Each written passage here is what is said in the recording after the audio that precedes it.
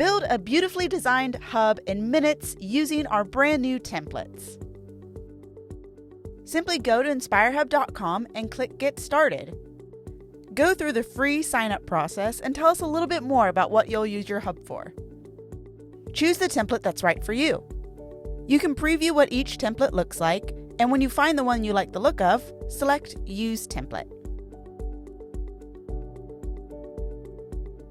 Finish the rest of the setup process by choosing your hub URL and then wait for your hub to be created. This is real time. We've not sped this part up at all, just to show you how fast it creates your hub.